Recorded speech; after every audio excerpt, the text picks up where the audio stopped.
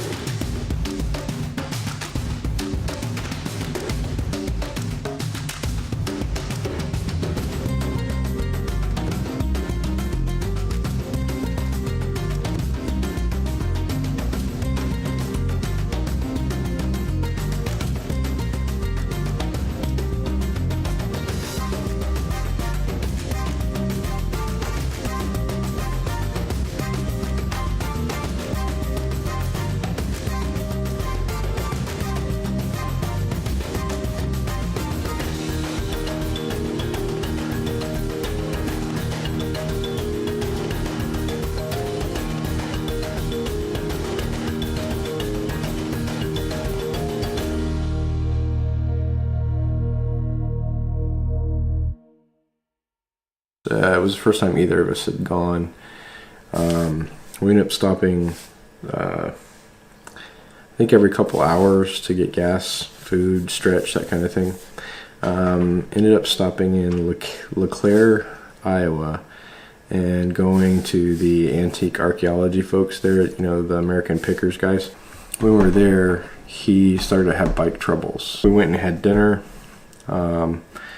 I had to go buy some suntan lotion. I thought it was going to be a good idea to try and ride with just a leather vest and my helmet, and ended up burning the shit out of my arms. Like, I had never been burnt that bad. So the thing about riding on a motorcycle is the air cools you off, but it also dries your skin out. And my skin didn't feel hot at all. Like, even when we stopped, it didn't feel bad until that evening. It felt like leather. It felt like somebody burned me with a magnifying glass. So the next morning, you know, I got something to try and cover up with, but I couldn't find any places to stop and get sweatshirts or anything like that. It was really bad. With him having bike troubles, we filled up our bikes and we went to like a local mall there, I think in LeClaire, and we decided to part ways there. He had a motorcycle trailer, not that we rode all the way out there, but his dad came and got him with the motorcycle trailer because of his bike. He ended up actually riding backtracking some of the way that we went, and then met his dad. But I continued on. I went to Cedar Rapids, heading north, and then to I think I went to Cedar Rapids, and then I went to maybe it wasn't Cedar Rapids. I went to Des Moines, Iowa, Des Moines, whatever you want to call it. Went to Omaha, and then north to Sioux City, and then to Sioux Falls. I enjoyed both parts of the trip when it was just myself, because I could stop anywhere I wanted to. I didn't have to worry about somebody else when I was out. I stopped at a couple of rest areas, things like that. One lady stopped and she offered me a drink. I didn't take it. It was kind of suspicious, but it was a cool ride. Made it all the way to Sioux Falls. That was my second stop. So I think I plan to stop like every 6 to 7 hours every day. Sioux Falls, I went and found a Walmart and got a denim shirt just to keep covered up, and I was still like using suntan lotion like crazy just to keep the skin from drying out. Nose started to turn to leather at that point.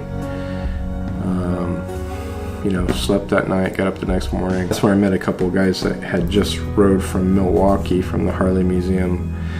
They had flown into Milwaukee, picked up bikes from the Harley Museum that they rented. They were from Redwood, a Redwood dealership, and this time I didn't have my Street Bob. I had a Iron 883, same year, 2014. It was amber whiskey, which is like a copper color, like a copper bright orange color. And it was a tough little bike. That's when I got in the accident in. But they saw what I was riding, and the guy just shook his head. It's like, "You're a tough son of a, ride that all the way out here." And I just kind of shrugged it off because I'd never ridden another bike before that. So that's all I knew. I didn't know like how cushy some of the other bikes could be. So from Sioux Falls, I started to head west to a few places. I stopped at a place called Blue Earth. That's where the big giant Jolly Green giant statue is. I probably came up to his toe, you know, close to 6 foot, and just coming up to his toe. That thing is huge. Like, I put up a picture so you can see. There's people actually standing in between his feet in the picture, and you can see like the size difference. And then there was I stopped at one of the Dino stations. I think it's Sinclair. It's a Sinclair gas station that has the Dino statue out in front of it. Filled up there. The thing about once you get that far north, the exits are kind of hidden. You go over a hill, and the exits will be at the bottom of the hill, so you can't see like where to get off to get gas and things like that. So if you do go out that way, make sure you have a GPS or something that kind of tells you where the gas stations are. I went one section of road without filling up, 126 miles, I think, without stopping. Finally coasted in on fumes to one gas station that I found. Filled up there, and it was like a desert. Like, it was dry. It was just kind of a little podunk gas station. There was like no convenience store inside, so you could get a drink of water or anything like that. There was an outhouse for a bathroom, garage out back where they would service semi trucks and things like that. Now, it was a good place to kind of grab a few minutes in the shade from being burnt all to crap, but my nose was hurting at that point. It had swollen up here, and you could actually peel the skin off just by doing this, and the skin would just slough off. That's why I knew that burn was bad. Kept going, made it to Sturgis right before it started to get dark, and it was pretty. Like, one of the coolest things, I stopped on the side of the road because everybody else was stopping on the side of the road to look at the buffalo, and I turned around, and that's when I saw the Badlands.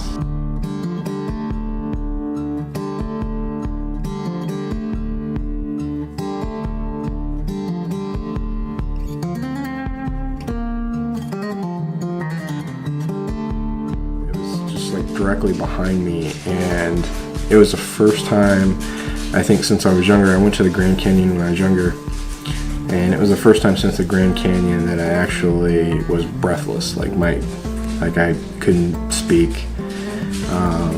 It was just one of those moments that you saw something that you could actually feel.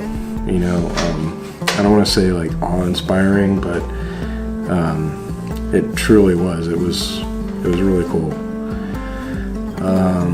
So I kept going to Sturgis, to the Buffalo Chip, which is where we had planned on staying initially. Got checked in, got tickets, got wristbands, got my shirt, and got my buddy's shirt because he was supposed to stay there too, and he didn't make it out. So I was going to bring that back. I made it in, parked my bike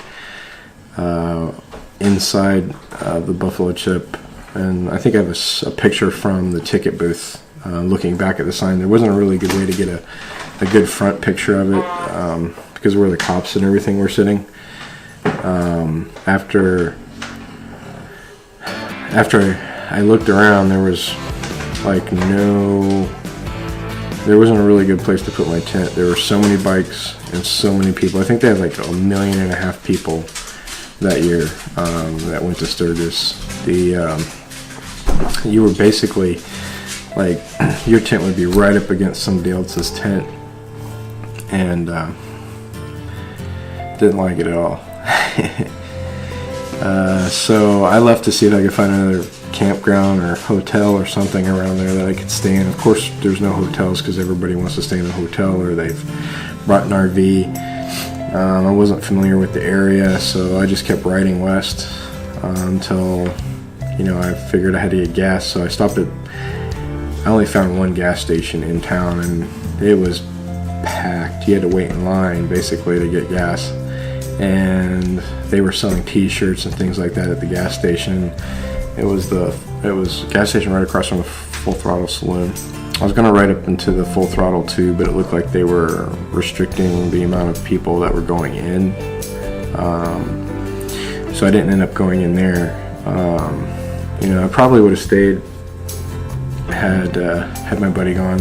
I just didn't feel comfortable with my tent and stuff, like, butt right up against somebody else's.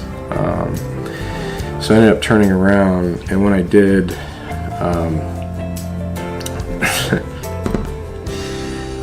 so on the way in, I'll explain this part first.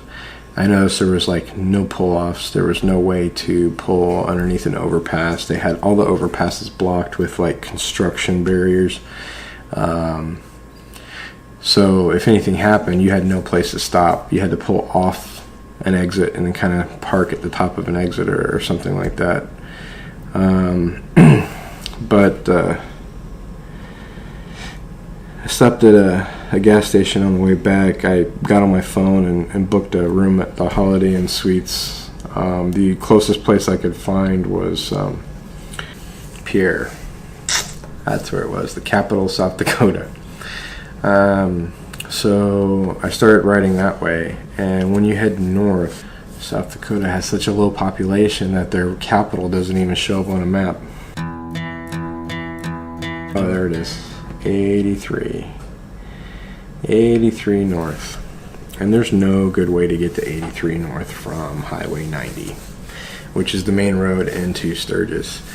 So I had to go all the way back the way I had just come to 83. I took 83 north, and it goes through like a plains area, so it's flat, it's dark, it's pitch black. And on 90, on my way, like halfway to that spot, I started to get hit with storms, rainstorms, thunderstorms. Like you could actually see the thunderheads coming at you because everything was so flat.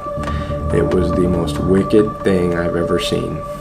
You would just see, it was like in the movies where you see a time lapse of the clouds rolling in at you, and you can see the electricity shooting from one cloud to another.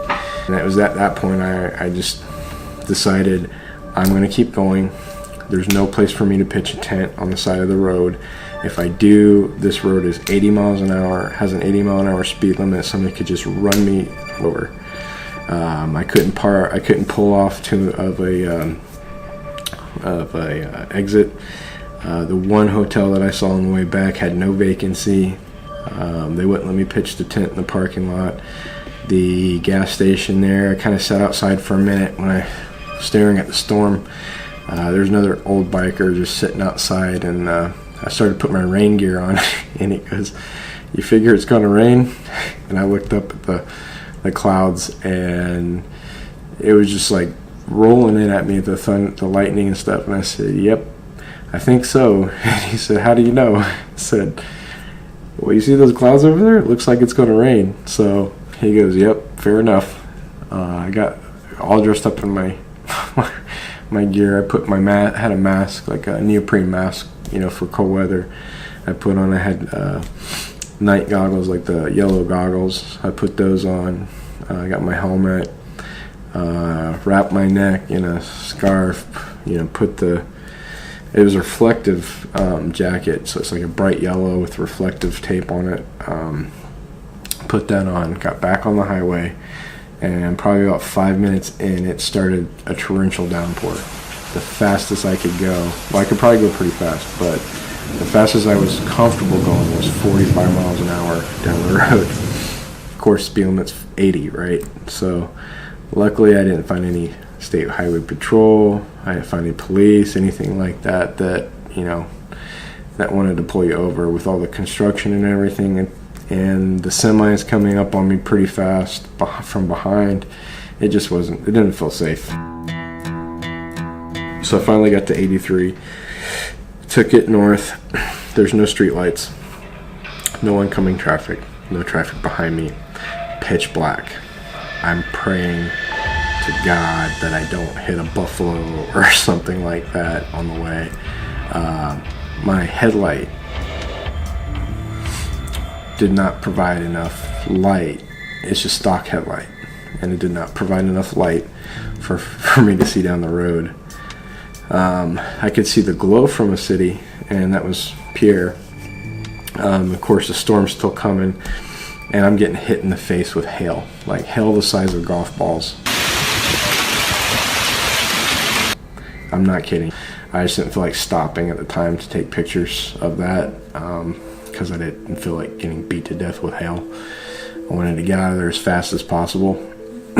So I stopped at another gas station, took cover for a little bit, and there was a couple other guys from Ohio that had actually stopped at that gas station too and said, "Are you going to Sturgis?" I'm like, "Nope, coming back."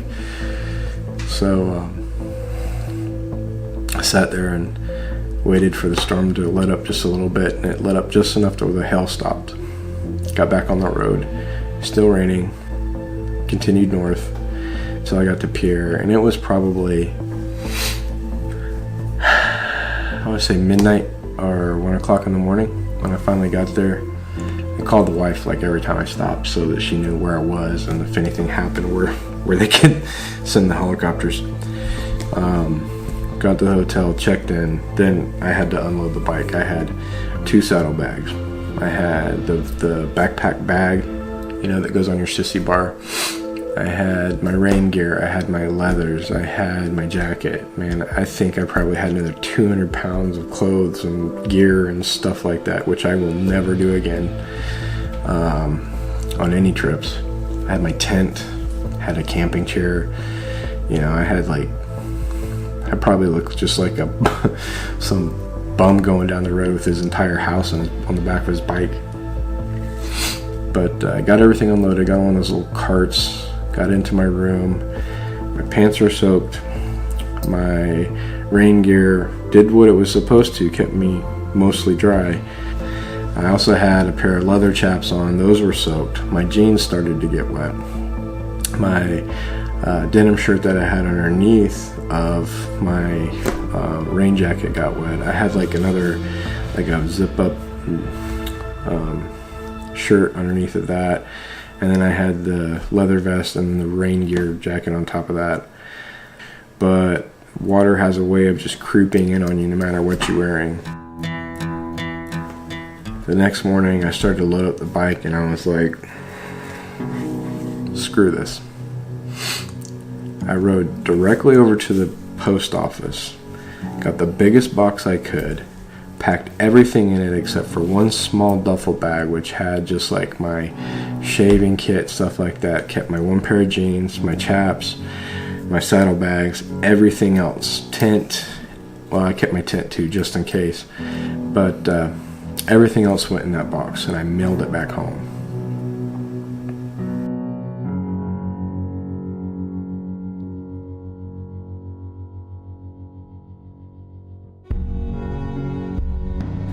I stopped back in the same hotel that I stopped in Sioux Falls on the way back.